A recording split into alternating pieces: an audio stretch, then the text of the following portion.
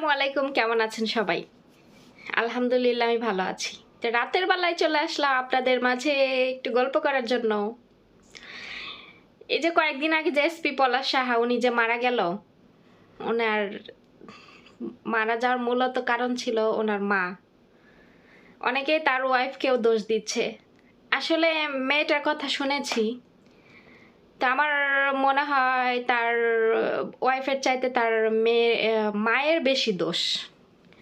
কেননা আমরা কিন্তু সোশ্যাল মিডিয়াতে তার ওয়াইফের ইন্টারভিউ আমরা শুনেছি, তার মার ইন্টারভিউ আমরা শুনেছি, দুজনেরটাই শুনেছি। তার মার কথার ভাবভঙ্গি দেখেন, সে কিভাবে কথা বলে।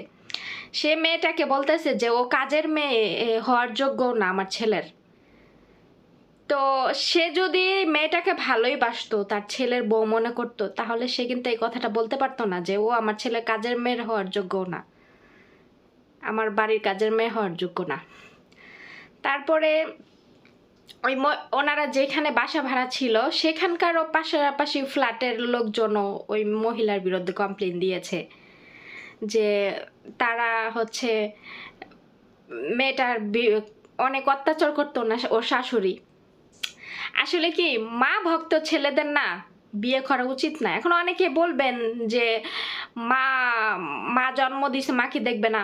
অবশ্যই মাকে দেখবে, মাকে কেন দেখবে না, কিন্তু মার জায়গা মাকে ঠিকই দেখবে, বউর জায়গায় বউকে ঠিক দেখবে। এখন বউর সাথে যদি মাকে গুলায় ফেলেন তাহলে কিন্তু হবে না। মা হচ্ছে শৈশবকালের সঙ্গী।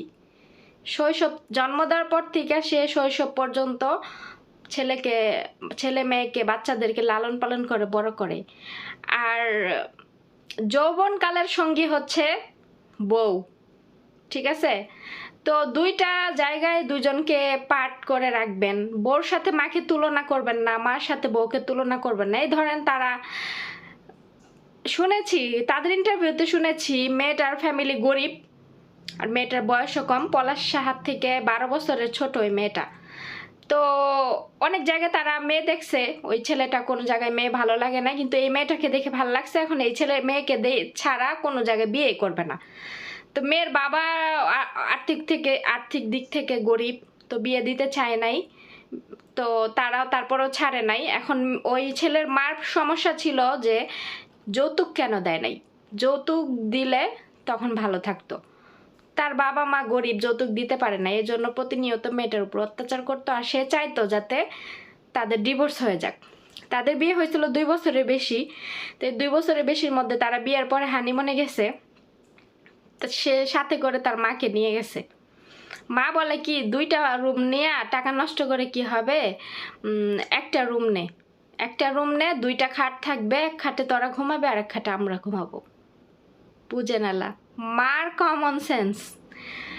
তো মা যদি আপনার দিকটা না বুঝে তাহলে আপনি কেন মায়ের দিকটা বুঝতে যাবেন ভাই? আপনার মা কি বুঝে না যে আপনি নতুন বিয়ে করছেন, হানিমুনে মানুষ কেন যায়? হাজব্যান্ড ওয়াইফ দুইজনে মিলে একান্ত সময় কাটানোর জন্যই তো যায়, তাই না? তো সেখানে মাকে নিয়ে গেছে, ভালো কথা। আলাদা একটা রুম মাকে নিয়ে দিবে, হাজব্যান্ড ওয়াইফ তারা আলাদা রুমে থাকবে, তাই না? মা বলে যে 2 রুম নেওয়া টাকা নষ্ট করার দরকার নেই, এক রুমে নে, এক রুমে 2টা খাট থাকবে, একটা খাটে তোরা ঘুমাবে, একটা খাটে আমরা। এগুলা কথা যাই হোক নিল। এই সমস্ত তারা তারপরে হানিমুনে ওই এক রুমেই থেকে চলে আসছে। এই সমস্ত কাহিনী কোন ফেরেশতা মাইয়া সহ্য করব কোন? আপনি সহ্য করবেন না আমি সহ্য করবো? তারপরে মাইয়াটা সহ্য করছে। হ্যাঁ, এখন আবার এটা বলতে পারেন যে মেয়েটা যা বলতেছে তার সত্যতা কতটুকু। এখন মেয়েটা কথার স্টাইল দেখবেন যে সে কতটা কষ্টে আছে তার স্বামী মারা যাওয়ার পরে। আর ওর ছেলের মার কথার ধরন দেখবেন, ছেলের মা যে এমনভাবে কথা বলে মনে হইতেছে যে ডাইনি বুড়ি রিনা। আমরা ছবিতে যেমন রিনা খান দেখতাম না, বেটির চেহারা ওই রিনা খানের মতো।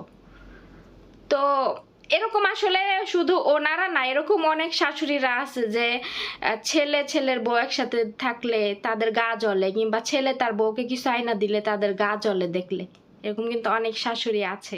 তো সেসব শাশুড়িদের উদ্দেশ্যে বলতে চাই যে আপনি আপনার ছেলেকে যেহেতু আঁচলে করে বড় করছেন, তাহলে সারা জীবন ওই আঁচলের তলায় রাখেন। ছেলেরা বিয়ে করানোর দরকার নাই, কারণ ছেলেরা বিয়ে করলে বউয়ের হয়ে যাবে, এটাই স্বাভাবিক। ঠিক আছে, এখন বউর সাথে সে একান্ত সময় কাটাবে, বউকে কিছু ভালোবেসে আইনা দিবে, বউর খেয়াল রাখবে বিধায় আপনাদের জ্বলবে, এটা কিন্তু আসলে উচিত না। আজকে লোকটা মারা গেছে, হ্যাঁ মারা গেছে, কার কি হয়েছে? সে তার নিজের জীবন চলে গেছে। দুনিয়াতে কিন্তু আল্লাহ আমাদেরকে একবারই সৃষ্টি করছে, আমরা যতদিন বাঁচবো, মারা গেলে চলে যাব। আমরা যদি আল্লাহর হুকুমে মারা যাই তাহলে তো আল্লাহর হুকুমেই গেলাম, আর যদি নিজে নিজে মারা যায় তাহলে আমাদের জীবন আমরা হারাইলাম। এতে করে মা বউ এদের কিচ্ছু হবে না। এই যে মা মারা গেছে, তারপরের দিন ভাত খায় আর মিডিয়ার সামনে হচ্ছে করে মিডিয়ার সামনে কথা বলে, ভাত খাইতেছে আর কথা বলতেছে। ওই দিক দিয়ে বউ কান্নাকাটি করতেছে, মিডিয়ার সামনে কথা বলতেছে। কয়দিন কান্না করবে? মা আরো 2টা ছেলে আছে, তাদেরকে বাবা বলে ডাকতে পারবে? বউ 1 মাস 2 মাস 1 বছর 5 বছর পরে আবার বিয়ে বসবে, সে স্বামী পাবে। কিন্তু মাঝখান থেকে যে মারা গেছে সে কিন্তু দুনিয়ার থেকে চলে গেছে, তাকে কিন্তু আর কেউ ফিরে পাবে না, সে আর দুনিয়াতে আসবে না। তাহলে যারা এই যে মানসিক টর্চারে নিজের জীবন দিয়ে ফেলেন, নিজের জীবন দেওয়ার ডিসিশন নেন, এই জিনিসগুলো না আসলে ভুল করেন আপনারা। আপনারা শিক্ষিত মানুষ হয়ে কেন এই ধরনের কাজ করবেন? আপনারা শিক্ষিত হয়েছেন, অপশন হাতে ছিল, আপনার বউর সাথে আপনার মার মিলতেছে না, আপনি আলাদা রাখেন বউকে, কিংবা মাকে আলাদা রাখেন, তাহলে তো হয়ে যায়।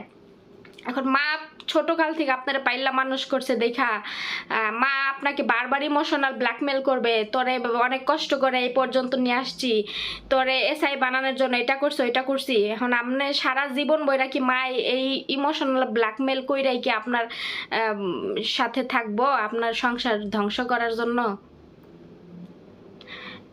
তার মা যদি বুঝতো যে তাকে নিয়ে তার ছেলের সংসারে সমস্যা হচ্ছে, তাহলে সে কিছুদিনের জন্য ওইখান থেকে দূরে চলে যেতে পারতো। সে যায় নাই, কারণ তার উদ্দেশ্যই ছিল যে দুজনের মধ্যে ঝামেলা বাজাবে, যাতে ওই বউকে ওনার ছেলে ডিভোর্স দেয়া দেয়, ছাইরা দেয়। ঠিক আছে, তো এই নিউজগুলা আজকে কয়েকদিন যাবৎ সোশ্যাল মিডিয়াতে খালি ঘোরাফেরা করতেছে, ঢুকলেই খালি এই নিউজ, বিভিন্ন রিলস ভিডিওতে খালি এদেরকে নিয়ে নিউজ। তো ভাবলাম যে এই বিষয়ে কিছু কথা বলি। ঠিক আছে, তো লাস্টে একটা কথাই বলবো, বেশি মা ভক্ত ছেলেরা যারা মার আঁচল তলায় এখনো বসে বসে ফিডার খান, আপনাদেরকে বলছে আপনাদের না এখনো বিয়ে করা বয়স হয় নাই। ওই মার আঁচলের নিচে বয়ে বয়ে ফিডার খান, বিয়ে করেন না। অন্য কোনো মাইয়ারে মনে করেন যে এই জ্বালা যন্ত্রণা দিয়েন না, মার আঁচলের নিচেই থাকেন, মার কথাই শুনেন। কারণ বিয়ে করার পরে সব মেয়েরাই চায় যে তাদের স্বামী তাদের হয়ে থাকুক। ঠিক আছে, হ্যাঁ মাকেও দেখবে বউকেও দেখবে, কিন্তু একবারে সব কিছু উজাড় করে রাখে মারে দেখবে খালি, বউরে দেখবে না। ওই ধরনের মেয়েরা এখন দুনিয়াতে নাই, বুঝছেন? সব মেয়েরাই চায় যে স্বামীর ভালোবাসা।